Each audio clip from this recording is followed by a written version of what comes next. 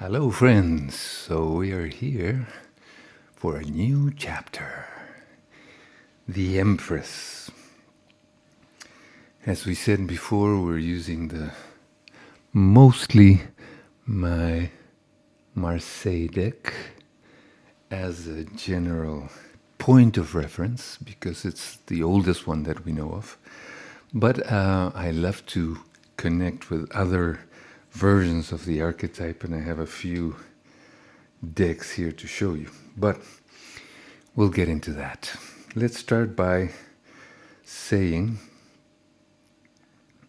the most fundamental aspect. She is the gate. We said that one was the seed, the potential, the sperm.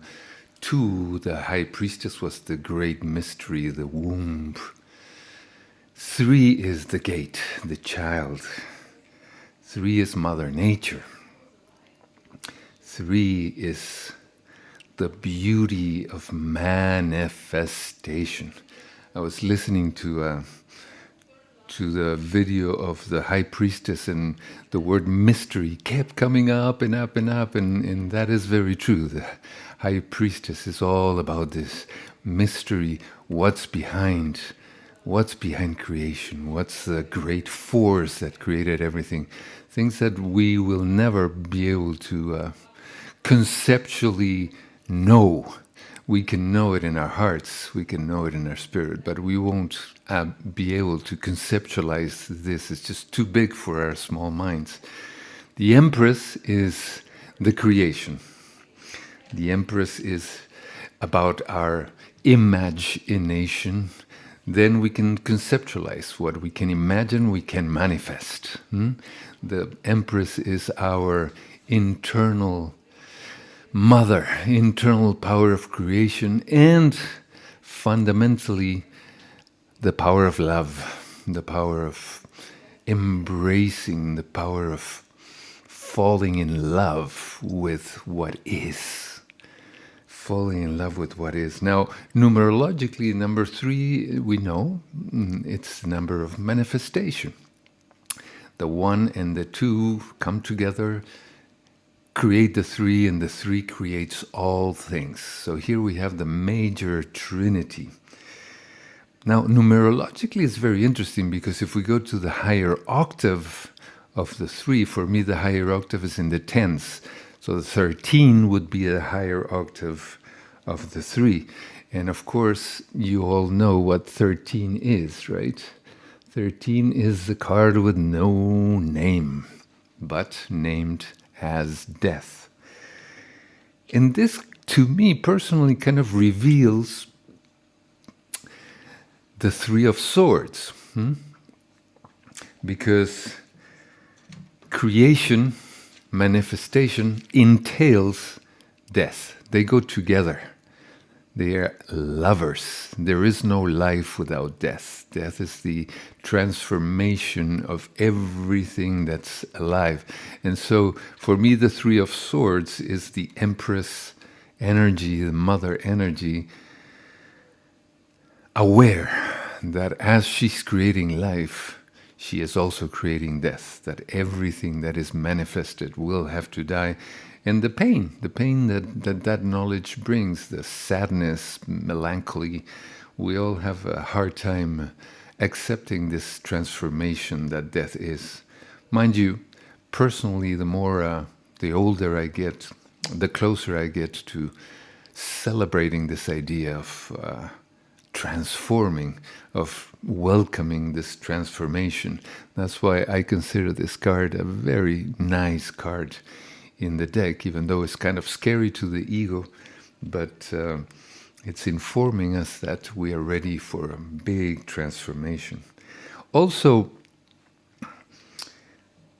numerologically, of course, the Hangman is related because 2 plus 1 in 12, 2 plus 1 is 3. And then we have another 3. We have the world, 21. 2 plus 1 is 3. So we have these 3 cards here that are numerologically related. And what is the message here? These things are beautiful to meditate on. What is the message here? We start with creation. We go into our own internal world, into our own internal retreat, internal meditation, our seeking for understanding, our seeking connection with the truth. And once we realize that, we attain the world. The world and the Empress are two octaves of the same energy. In the Empress, we encounter creation, we encounter Mother Nature, we encounter everything that is manifested in this 3D world. And in the card of the world, we actually realize our oneness, our connection. We fall in love in a tantric sense. We fall in love with everything that's alive. We realize our oneness with everything that is, and at the same time, we celebrate our uniqueness. Now, of course, there's a relationship here that's quite obvious between 3 and 4, between the Emperor and the Empress. There, in this deck anyway, and in a lot of decks, they're looking at each other almost, I would say, lovingly. And it's very interesting to see the differences, yeah? Like the Empress is holding this wand of power with her left hand, while the Emperor is holding it with the right hand. As we know, the left is the feminine side. She's holding it very, very gently close to her, next to her womb. In fact, it starts in her womb and goes upward. Whereas the Emperor is holding it in a place of power away from him. Almost, if that was a very heavy wand, it needs some physical force. Same with the shields and the eagles. She is holding it very lovingly with a hand on top of the eagle, and he is not really relating to it, except his foot is on it. So he's found, it's his foundation, but it's something that he's kind of taken for granted, whereas she embraces it in a very loving, maternal way. He is seated on a very solid throne, while it almost looks like wings to the tops of her throne. She is light. Also, I will invite you to notice in different decks the difference between the eagles in the shields. Her eagle has the wings up. The feathers of the wings are up. This is an eagle in flight. And in this card, the wings are down. The feathers of the wings are down. So it's a landed, more grounded. Now, we spoke about the fact that I'm not dealing too much with specific symbolism, because I want to give you a more global, universal idea about the cards that you can apply to any. But this information is very useful, and this is foundational in the sense that this is known to be the oldest, yes? So these relationships are quite fascinating, aren't they? And I'll show you now some different versions of the Empress. Of course, we have the White Smith card. This I bought in Slovakia, so it's a very strange word for you down there, strange for me too. But I thought, I'm living in Slovakia now, I thought it'd be interesting to have a local deck. And this is a mini deck because I don't really use this deck except as a point of reference for imagery, because it's the most popular one, but I don't read with it. And she, of course, has the whole zodiac on her head, 12 stars, 6-pointed stars, which means beauty, which means balance, equilibrium, male and female. She has the sign of Venus instead of the eagle. Very obvious symbolism. She has beautiful grain growing, abundance. She is very abundant. Of course, she is in general understood as the energy of Venus, the energy of love. As we know, though, Venus is one of the hottest planets. It'll burn you. So here maybe we have the other side of Venus. And I'll show you a few other cards. Here we have two cards that show more the sexual, sexy aspect. This is from the Buddha Tarot. And this is Yasodhara, which is, she is the wife of the Buddha who gave birth to their son. And she is depicted as this very beautiful, sexy, which she probably was. And here we have the Tarot of Sexual Magic, another extremely sexy Empress. And this is definitely an important aspect of the Empress. The idea of pleasure, the idea of bliss, the idea that this physical body can give us so much pleasure to imagine yourself eating a delicious peach chocolate. I think this is the only planet with chocolate. Very amazing place to be. This is my personal card that I made for my deck of the Empress.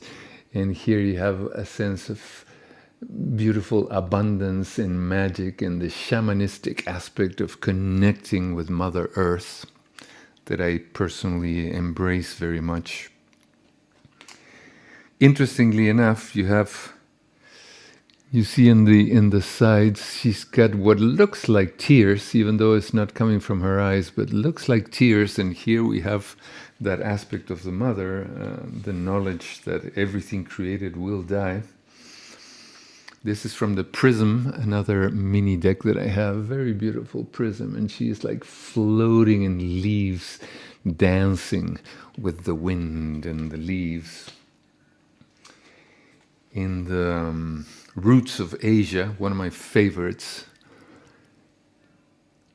Roots of Asia, she is truly the mother of nature. It's a very beautiful deck that I enjoy very much. And in the Vision Quest deck, she is called the Grandmother. And the turtle, which is in native tradition the origin. The whole world stands on the turtle shell. And the grandmother is having the child very protected on her lap, and a leaf representing Mother Nature. And last but not least, Dame Fortune's Wheel Tarot. Now, interesting enough here, you see she is holding with her right hand. So this is a little more power there, but the rest is pretty similar. In most of the decks that I have looked at and studied, she's holding it with the left hand, but there are definitely variations of this. So if she appears in one of your readings, it's hard to give the card of the Empress any kind of negative. But there is a shadow. Every card has a shadow. And the Empress can be over-emotional. She's the mother. She's the great lover. We said that the three mothers in the tarot were High Priestess, Empress, Justice, representing three different aspects of the female or the woman archetype. The High Priestess is the virgin, the nun, Isis veiled, whereas the Empress is the lover, the enjoyer, Isis unveiled. In Indian symbology, which I'm very close to because I lived many years in India, The high priestess for me would be Sarasvati, the patron of the arts, the consort of Brahma, the creating force. And the Empress would be Lakshmi. And Lakshmi is the goddess of abundance, the goddess of beauty. If you want love, you invoke the power of Lakshmi. And I think the Empress would do very well in that sense, invoking the beauty of life, invoking gratitude. Gratitude is a fundamental energy that we need to cultivate in order to be true enjoyers, appreciators of life. And last, I have one more, which is the Starman deck. Very beautiful. And here we have the heart. We have two fetuses on the side. It's hard to tell. There's so much happening here that it's hard to tell what's going on. Interestingly enough, you see that there's some kind of thing coming out of her throat and going into some kind of container. And for me, that's the power of manifestation. If we can imagine it, if we can express it, we can make it happen. However, very important for me personally is the understanding that all these manifestation, woo-woo-woo things that were happening in the New Age world, I don't give a lot of weight to those ideas, because those manifestation ideas mostly come from what you want. And I strongly have experienced that my manifesting power comes not so much from my wants, but from my being. You manifest the world as a reflection of who you are, not what you want. The wants are very, very surface. And the wants sometimes actually are in conflict with our being. And the being wins, because the being is what's deeply, deeply embedded in our subconscious. And our subconscious is way, way bigger than our conscious mind. Our conscious mind is just the top of the iceberg. So for me, it's not about cultivating our wants and trying to manifest our wants, but cultivating the depth of your being and the knowledge of who you are and being truthful to yourself. Then you don't have to worry too much about what will manifest, because what will manifest will be a true reflection of you having found your truth inside. All of that for me is all about this card. You see, there's many, many layers of interpretation, of connection, of personal connection with each card and what it means. So when we want to meditate on the Empress,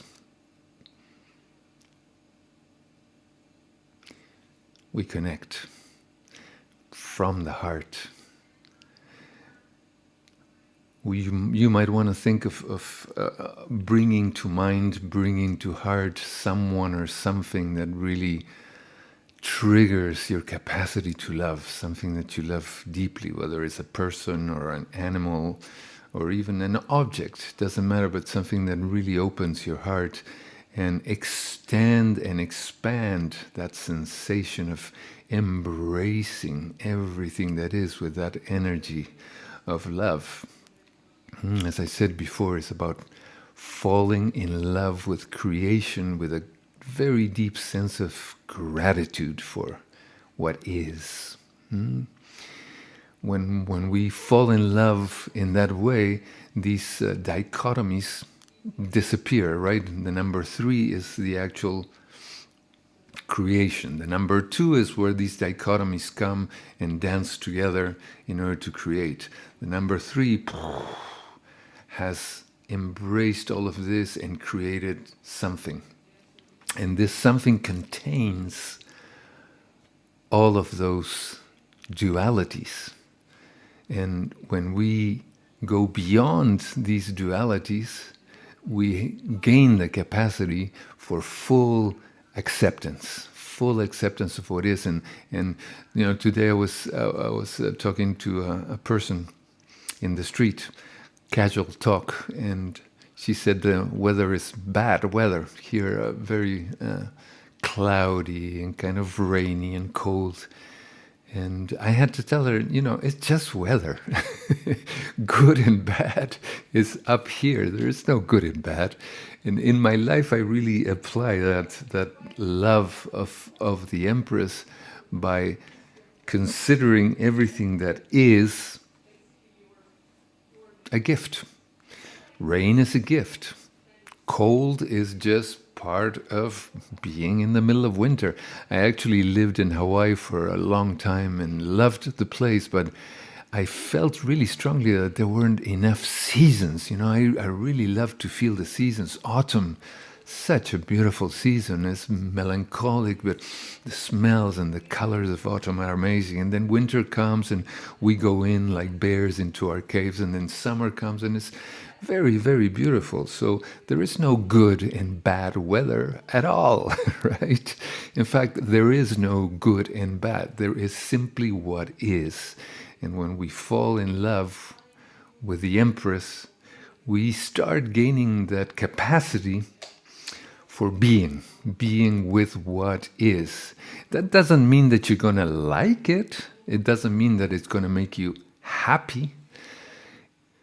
What it means is that you will be in a place of clarity, acceptance, and you will do what needs to be done, but not from a place of personal agenda. I like it, I don't like it, I avoid it, I want more of it, but simply from a place of actual beingness, being there and reacting, or I should say better, acting, because when we're in that place, we don't react. React means this conditioned, repetitive ways we have to react to life. We start acting, we start being present in the moment for what it is in that moment, without relationship with was, without fears of what will be. All of that for me is in the realm of the Empress, of the gift of being alive, of Mother Nature, of positive use of imagination, of aware use of our power of manifestation, and the awareness of the great beauty of this amazing creation. Amazing, right? I mean, every breath you take is literally a miracle of the universe. The whole universe is chemically, biologically conspiring to make it possible for you to take the next breath. The awareness, the deep awareness of that would make us just go jumping all day. I took another breath. I woke up in the morning. But we take it for granted. Yeah? So when we meditate on the Empress, bring all of these awarenesses. In a reading, as we have said before, of course, the Empress can have her shadow side, and we spoke a little bit about maybe over-emotionality. We spoke a little bit... No, we didn't.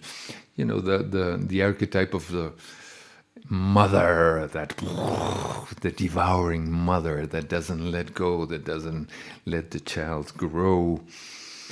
Of course, when the card comes up, the relationship with the mother would be a fundamental aspect that may come up for you. And some of us were lucky with our mothers, some of us not so lucky, and it's something for you to really work on, because it's really fundamental that you're at peace with what is, that if you need forgiveness, you can use this card to bring your sense of openness and forgiveness to this mother archetype, instead of making it personal. Come at peace with the mother archetype. She did carry you for 9 months. She did give birth to you. You do owe her your life. And most people that hurt us come from their own hurt. They come from a place of hurt, from a place of ignorance, from a place of repeating patterns without awareness. And when we bring that to our consciousness, it's a lot easier to understand and forgive. And the forgiveness is a healing for ourselves. Fundamental aspect of our own evolution, our own growth. So I keep on connecting my words to this card so they come together in your mind, in your heart. When we do a reading with the Empress, then I will shuffle the cards. I'll put these majors again back. And I'll just give you an example of how I would read. Of course, remember that this is so personal. Huh? There is no right, there is no wrong. The fundamental thing is that you make a personal relationship with each card. And that's what I'm trying to do right now, to give you the atmosphere, the more universal aspects of the card.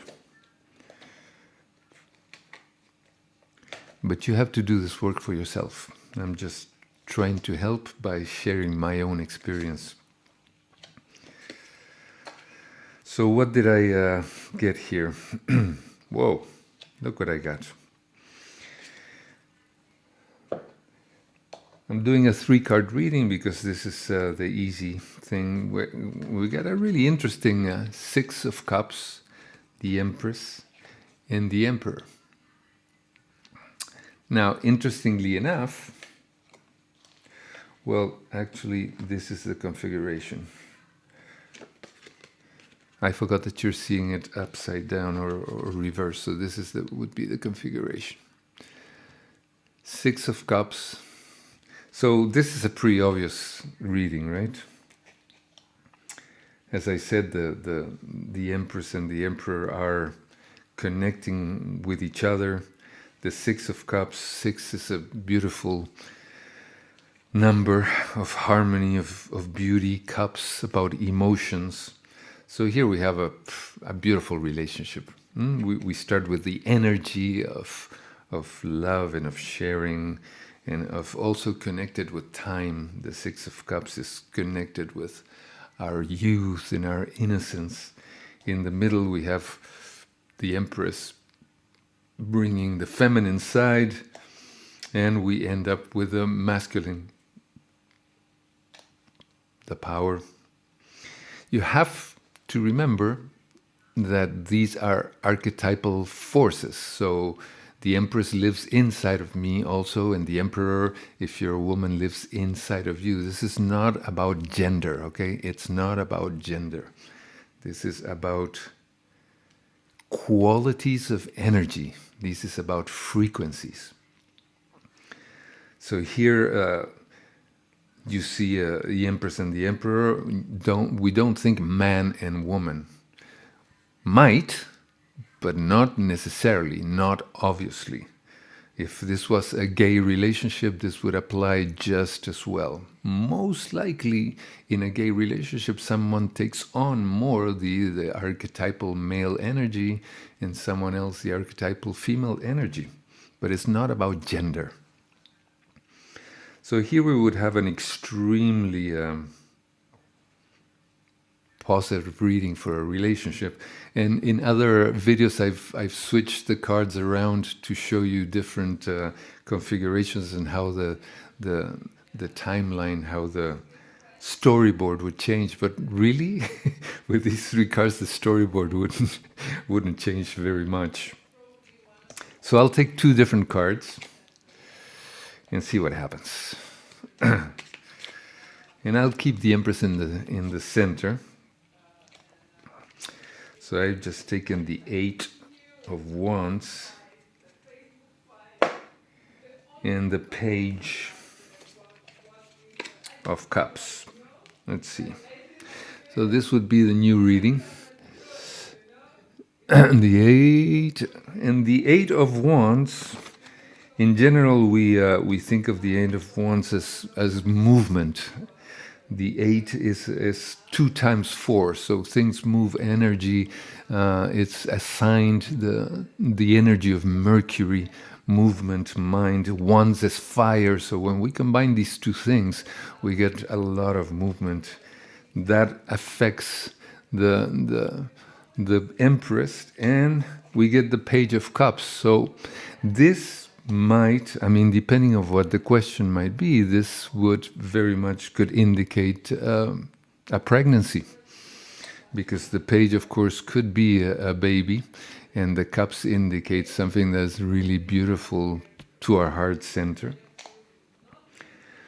It might also indicate that the 8 of Wands bring us a great sense of energy, but very grounded energy. And when we combine it with the Great Mother, the Empress, then this creature, young creature, has a sense of being protected, of being supported, and can grow very safely and beautiful into a mature young man. So, of course, these readings would depend very much on what the actual question is. Now, of course, if we put the young man in front and the 8 of Wands in the middle and the Empress in the end, this timeline would be slightly different, would it? What's your idea about this? How would it read now? We start with the energy of youth, innocence, curiosity. We bring the sense of movement and energy, and we end up with the Empress. Depending on the question, this could mean that this young person grows into the Empress. If it was a young woman asking for this, I would say, wow, yeah, you got a lot of change, a lot of energy, a lot of movement, a lot of creativity coming your way, and you are going to soon come into your feminine power. There's one option, yes? Just giving you examples of what this can be.